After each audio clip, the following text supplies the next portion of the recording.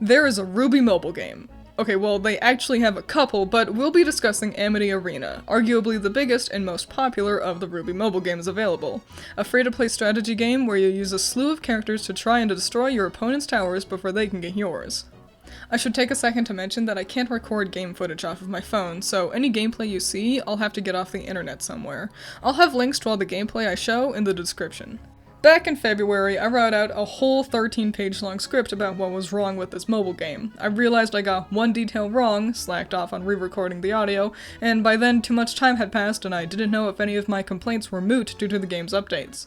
Well, I was thinking about Amity Arena recently and I wanted to talk about it again, but for once in my life trying to not over-explain myself. And really, what I wasted 13 pages worth of words saying was, this game makes it too hard to progress without spending money. Like, I get it, it's free to play and they have to make money on it somehow. Microtransactions, in theory, are fine, but quite frankly, they don't incorporate them well. They limit how many rewards you can get each day from victories, and you get nothing if you lose. You need a key to open crates with rewards, and even though the crates and cards already have shitty drop rates, you only get so many keys a day without spending your in-game currency. And the only way to get that currency is to either hope you get it out of a crate, or buy it with real money. The most fun I've had playing this game was when I decided to become the bad guy and went to lower level areas. I was dominating my opponents because I was overleveled and had stronger cards than they could get, and the game was rewarding me for that by showering me with in-game currency and cards to use. Now maybe it's just me, but I don't think resorting to bullying others should be the best way for people to enjoy your game. Like, it's just too many limiters. You need gold, dust, more cards, and keys to progress, and other than the keys, all of these rewards are gacha-style random, which comes with the really fun bonus element of, if you do cough up the money to purchase a superior crate, there's still no guarantee you'll get any cards you need. Because not only is it random what you'll get, but also there are quite frankly too many units. Most of them are worthless anyway, so they just fill up your pockets while you desperately hope you get any cards you really want next time. Oh good, I got the Albane brothers again! The developers have figured out that people are willing to dump their life savings into the game to get the card of their favorite husbando or waifu, which means they've also really watered down their legendary cards.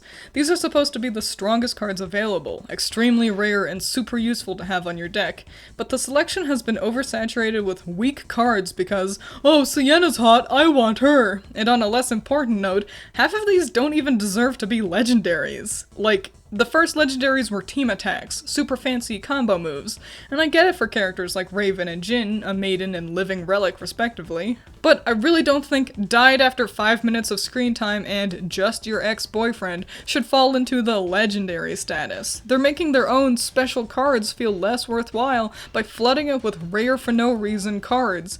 And by the way, at the time of writing this script, they still don't have Oscar in the game.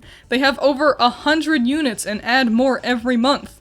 They have all of the Aesops, they have most of Team Bronze and Auburn, they have Flint and Neon, they have Junior, Team Coffee, Port, Oobleck, 2 Glindas, the Shopkeeper, a book-only character, Talk, Sienna, and Cordo, but they don't have Oscar Pine, main deuteragonist, in the game. Also, why have a randomized and limited shop? If a player is willing to spend whatever it takes to buy a desired card, let them do it whenever they want. I think it'd be smarter to just have a full selection of cards a person could win at their arena level available to purchase at all times, with the exception of legendaries. The gacha-style reward system means you have hordes of cards you don't use and can't do anything with. If you join an academy, you could theoretically give away the cards you don't want to other members who request them and get some Lianin experience points, but there are some clunkers that literally nobody asks for. Allowing players to mulch down unwanted units for some in-game currency could help a lot. That way, even if you don't get the legendary you were looking for in a superior crate, you can at least sacrifice the cards you did get for something useful. Amity Arena could really benefit from a good single-player option. The game can tend to feel samey, and allowing players to break away from doing more of the same thing all the time could help retain audience attention. To be fair, they do have a single-player option, the Battle of Beacon, but it sorta sucks. The mode is bare bones with few levels that all look and feel the same. It offers unimpressive rewards and crashes regularly from my experience. And weirdest of all is it's a totally different style of game. It's a clunky beat-em-up when the core gameplay is a top-down tower defense. Giving players a game option that allows them to use all their units without changing the core mechanic could be a good way to let players blow off steam after a string of losses. Maybe a tower defense against waves of Grim? If Amity Arena simply eased up on all these walls, I think it would benefit them a lot. Not only would it help alleviate the pay-to-win allegations, but it would honestly garner them more money if you didn't feel like you were wasting your cash when you spent it on the luck of the draw. I think your chances of getting better crates should go up as you get into higher arenas, so then you're not trapped in bronze crate purgatory forever. You need more of everything the higher arena you are. Allowing players to win better earnings more often at the higher stages help to keep their victories feeling worthwhile. The limited amount of Lien you can win each day is downright silly due to the obscenely high prices of everything. Simply removing the cap from those winnings can help a lot, meaning even if you don't have any keys, you can keep playing and get some sort of reward.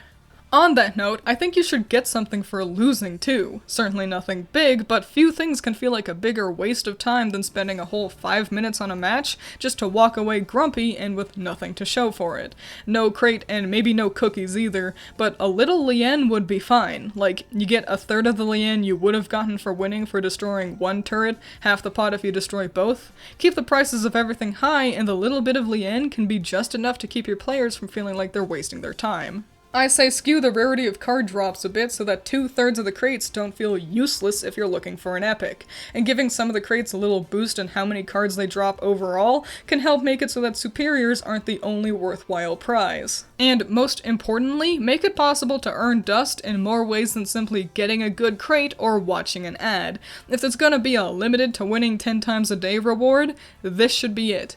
Allowing players any way to get more of the currency without having to pull out their wallets would be the most beneficial addition to the game. And for real though, the game needs to fix its matchmaking. You will regularly be put up against someone where the only way you're gonna win is if they accidentally set off their smoke alarm while cooking a pork patty and have to put the game down to fix their mistakes.